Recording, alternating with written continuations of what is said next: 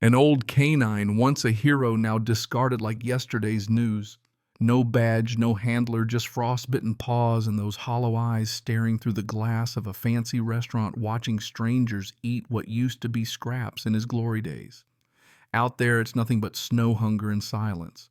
Nobody stopped. Nobody cared until he did. So let me back up a sec, because what you're about to hear isn't just some sob story about a stray begging for dinner.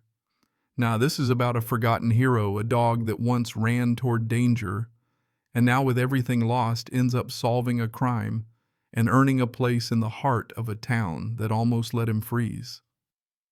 You ever wonder if animals remember what it's like to be loved? I do. I saw it with my own eyes. I saw it with Silverbrook, Colorado. Middle of January, 5 straight days of snow so heavy, even the rivers seemed to hold their breath.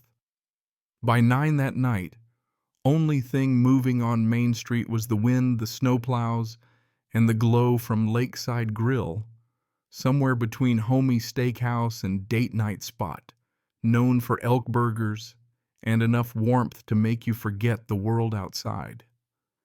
Inside, jazz laughter wine poured thick and slow. Outside, nothing but that dog hunched on the icy sidewalk, coat ragged, and spotted one ear flopped like he'd just given up trying to listen for kindness.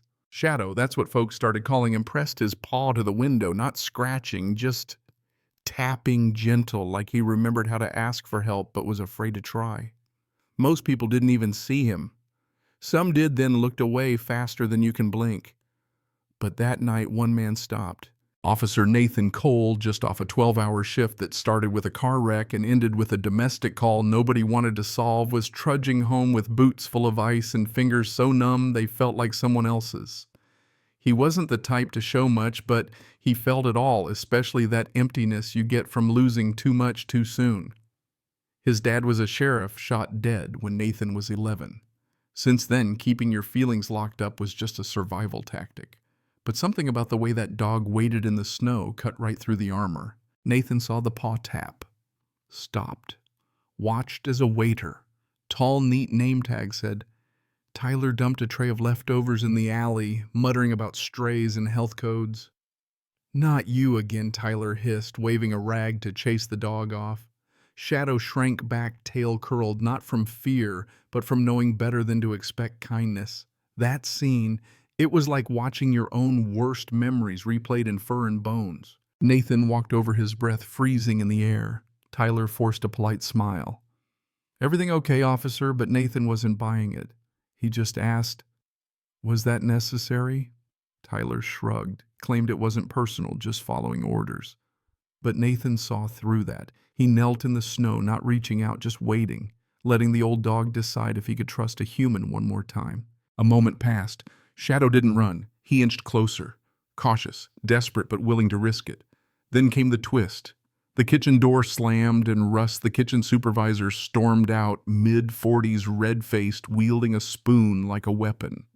He banged the dumpster, yelling, "Get out of here, you filthy stray Shadow," coward legs trembling but didn't bolt. And that was it. Nathan's patience snapped. See, when Nathan was a kid, it was a dog that saved his life, pulled him from a frozen creek in Ohio, gave him warmth when the world turned cold. That memory hit now sharp as frostbite. Nathan stood, walked into the alley, calm but unyielding. "You always use kitchenware as a threat?" he asked Russ. Russ grunted about health codes and angry customers.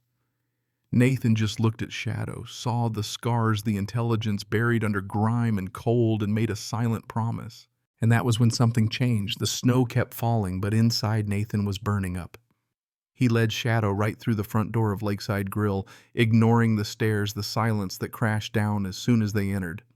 A young hostess named Claire looked panicked, but Nathan flashed his badge and said, "He's with me. He's not just any dog." She hesitated, then waved them to a table by the fire.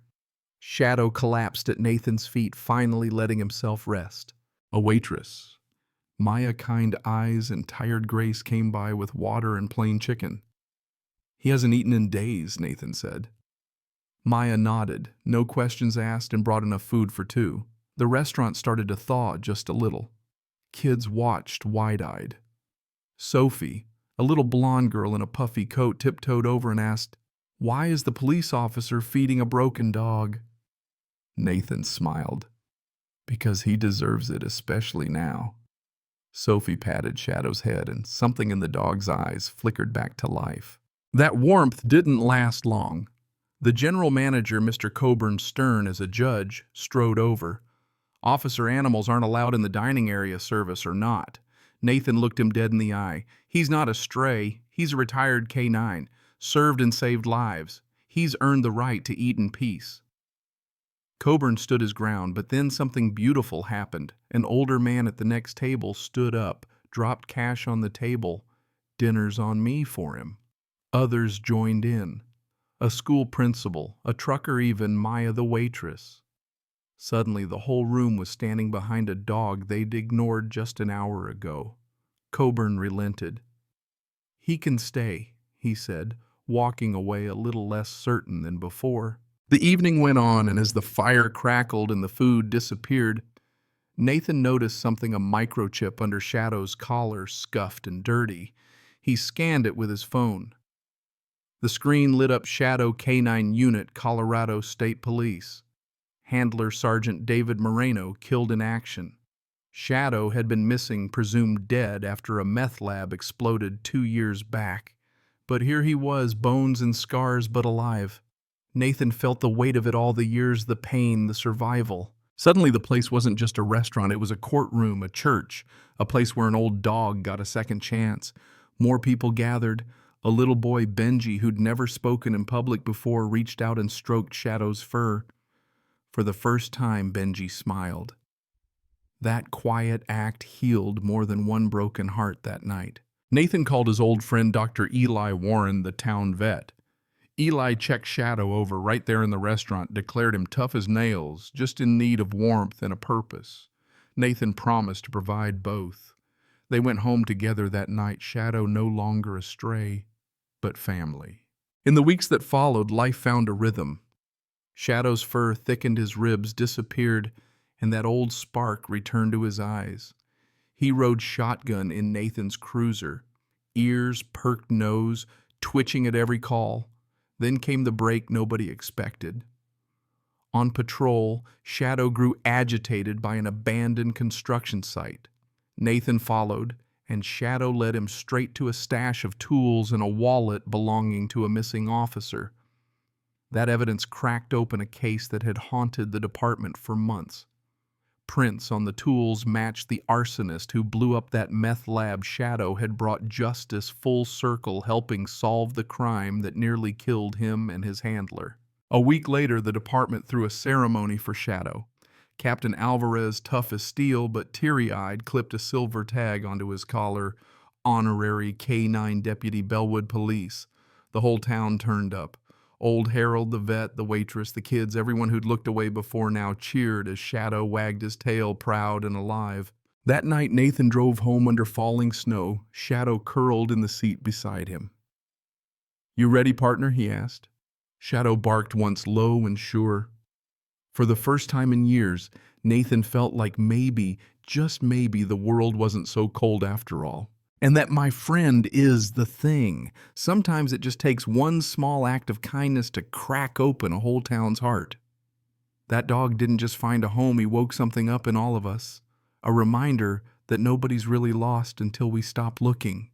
So before you scroll away, let me ask, what would you have done? Was the town right?